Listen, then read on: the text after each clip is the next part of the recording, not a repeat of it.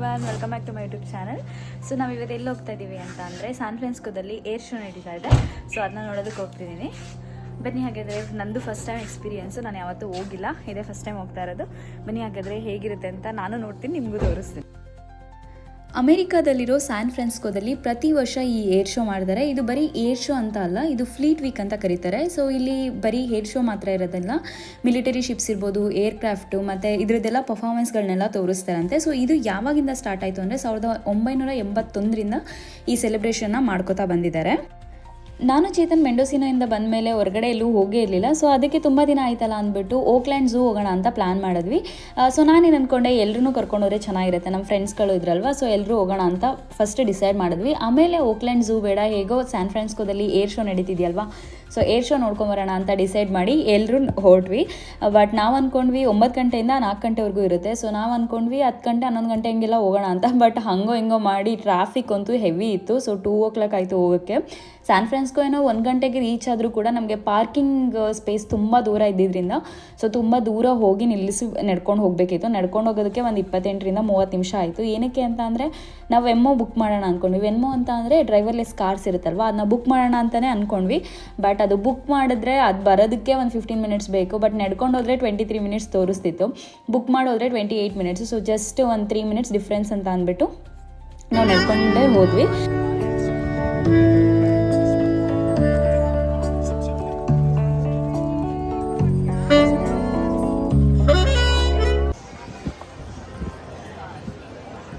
ಈ fleet weak start ಆಗಿದ್ದು ಬಂದು October 10th. So Friday start ಆಗಿ 3 days ಇತ್ತು, 10th, 11th, 12th. ಸೊ ನಾವು ಲಾಸ್ಟ್ ಡೇ ಹೋಗಿದ್ವಿ.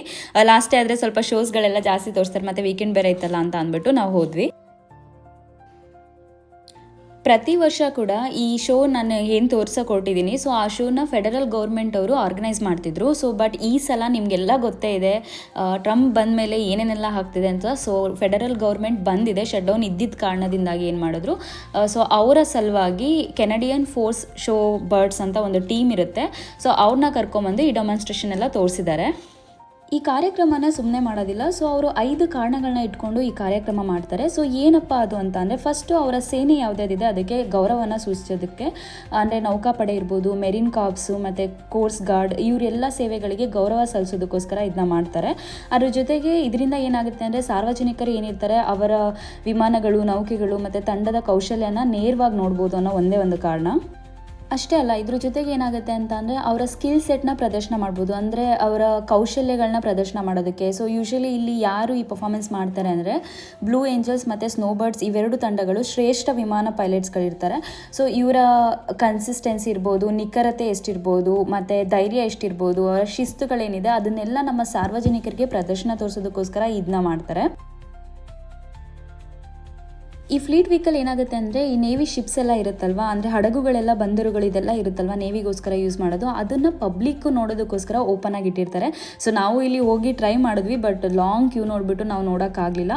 ಮತ್ತು ರೋಡಲ್ಲಿ ಹೋಗ್ಬೇಕಾದ್ರೆಲ್ಲ ನಾವು ಸೈನಿಕರನ್ನ ನೋಡಿದ್ವಿ, ಅವ್ರು ಪೆರೇಡ್ ಮಾಡೋದು ಅದನ್ನೆಲ್ಲ ನೋಡಿದ್ವಿ, ತುಂಬ ಖುಷಿ ಆಯಿತು. ಇದನ್ನು ಮೇಯ್ನ್ ಏನಕ್ಕೆ ಮಾಡ್ತಾರೆ ಅಂತ ಅಂದರೆ, ಟು ಪ್ರಾಕ್ಟೀಸ್ ಡಿಸಾಸ್ಟರ್. ಏನಾದರೂ ಈಗ ಡಿಸಾಸ್ಟರ್ಸ್ಗಳು ಬಂತು ಅಂತ ಅಂದಾಗ, ಅಂದರೆ ತುರ್ತು ಪರಿಸ್ಥಿತಿಗಳಿಗೆ ಸಿದ್ಧತೆಗಳನ್ನ ಮಾಡೋದಕ್ಕೋಸ್ಕರ, ಈಗ ಭೂಕಂಪ ಇರ್ಬೋದು, ಪ್ರವಾಹ ಇರ್ಬೋದು, ಈ ಥರ ಆದಾಗ ಹೇಗೆ ನಮ್ಮ ಸೈನಿಕರು ಓಡಾಡ್ತಾರೆ, ಅಂದರೆ ಅವರ US ಅವ್ರ ಸೈನಿಕರು ಓಡಾಡ್ತಾರೆ ಅನ್ನೋದನ್ನು ಈ ಪರ್ಫಾರ್ಮೆನ್ಸ್ ಮುಖಾಂತರ ಕೂಡ ತೋರಿಸ್ತಾರೆ. ಇದು ಒಂದು ಕಾರಣ ಅಂತಲೇ ಹೇಳ್ಬೋದು. ಅದ್ರ ಜೊತೆಗೆ ಅಷ್ಟೇ ಅಲ್ಲ, ಇದರಿಂದ ಏನಾಗುತ್ತೆ ಅಂತಂದರೆ they can Boost the tourism ಮತ್ತು ಸಿಟಿ ಸ್ಪಿರಿಟ್ ಕೂಡ ಬೂಸ್ಟ್ ಮಾಡ್ಬೋದು ಅಂತ ಅಂದ್ಬಿಟ್ಟು. ಸೊ ಈ ಥರ ಎಲ್ಲ ಶೋ ಮಾಡ್ತಾಯಿದ್ರೆ ತುಂಬ ದೇಶ ವಿದೇಶಗಳಿಂದ ಈ ಶೋ ಹೇಗಿರ್ಬೋದು ಅಂತ ನೋಡೋದಕ್ಕೆ ಬರ್ತಾರೆ ಅನ್ನೋ ಒಂದು ಕಾರಣಕ್ಕೋಸ್ಕರ ಇದನ್ನೆಲ್ಲ ಮಾಡ್ತಾರೆ. ಸೊ ಇದೇ ಒಂದು ಮೈನ್ 5 ರೀಸನ್ಸ್ ಏನಕ್ಕೆ ಈ ಏರ್ ಶೋ ಮಾಡ್ತಾರೆ ಅಂತ. ನಾನು ಆಗಲೇ ಹೇಳಿದಾಗೆ ನಾವು 2 o'clock ರೀಚ್ ಆದ್ವಿ. ಸೊ 12:15 ಸ್ಟಾರ್ಟ್ ಮಾಡಿಬಿಟ್ಟಿದ್ರು ಅನಿಸುತ್ತೆ. ಸೊ ಅರ್ಧ ಶೋ ಅಂತ ಅಲ್ಲ, ಸೊ ಒಂದು 15 to 20 ಮಿನಿಟ್ಸ್ ಶೋ ನಾವು ಮಿಸ್ ಮಾಡಿದ್ವಿ. ಸೊ ಸರಿ ಅಂತ ಅಂದ್ಬಿಟ್ಟು ಹೋಗ್ತಿದ್ದಾಗೇ ಎಲ್ಲರೂ ಒಂದೊಂದು ಅಡುಗೆ ಮಾಡ್ಕೊಂಬಂದಿದ್ರು. ಸೊ ನಾನು ಪುಳಿಯೋಗರೆ ಮಾಡ್ಕೊಂಡು ಬಂದಿದ್ದೆ, ಇನ್ನೊಬ್ರು ಚಿತ್ರಾನ್ನ, ಇನ್ನೊಬ್ರು ಬಿರಿಯಾನಿ ಮಾಡಿದರು. ಸೊ ಎಲ್ಲನೂ ತಿಂದ್ಬಿಟ್ಟು ಸ್ವಲ್ಪ ಸ್ನ್ಯಾಕ್ಸ್ ಎಲ್ಲ ತೊಗೊಂಡೋಗಿದ್ವಿ, ಕೇಕ್ ಮತ್ತು ಕೋಕ್ ಎಲ್ಲ ತೊಗೊಂಡೋಗಿದ್ವಿ. ಸೊ ಎಲ್ಲ ಕುಡಿದ್ಬಿಟ್ಟು ಫುಲ್ಲು ಎಂಜಾಯ್ ಮಾಡೋಣ, ಶೋ ಹೆಂಗಿದೆ ಅಂತ ನೋಡ್ಕೊಂಡು ಕುತ್ಕೊಂಡ್ವಿ. ಸೊ ಇಷ್ಟು ಜನನೂ ಹೋಗಿದ್ವಿ. ಸೊ ನಾವೆಲ್ಲರೂ ಕರ್ನಾಟಕದವರೇ, ಎಲ್ಲರೂ ಕನ್ನಡದವರು. ಒಂಥರ ತುಂಬ ಖುಷಿ ಆಯಿತು, ನಮ್ಮ ಕನ್ನಡದವರು ಎಲ್ಲ ಕಡೆ ಇದ್ದರೆ ಒಂಥರ ಖುಷಿ ಆಗುತ್ತೆ.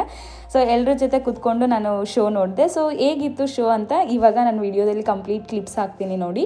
ತುಂಬ ಖುಷಿ ಆಯಿತು, ತುಂಬ ಚೆನ್ನಾಗಿ ಶೋ ನಡೆಸ್ಕೊಟ್ಟಿದ್ರು.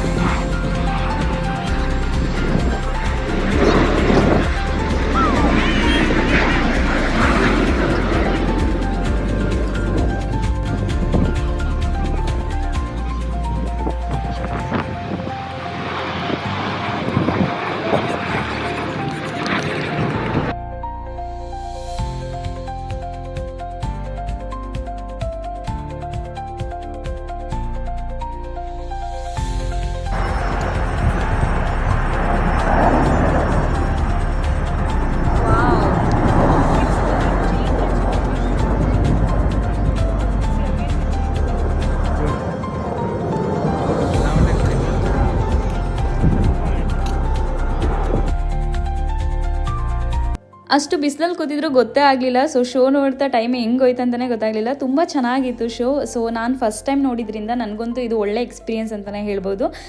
ಸೊ ಒಂಥರ ಬಕೆಟ್ ಲಿಸ್ಟ್ ಅಂತ ಅಂದ್ಕೊಳ್ಳಿ. ಸೊ ಬಕೆಟ್ ಲಿಸ್ಟಲ್ಲಿ ಇದ್ದಿದ್ದಂಥ ಒಂದು ಥಿಂಗ್ಸ್ ಕಂಪ್ಲೀಟ್ ಆಯ್ತಂತ.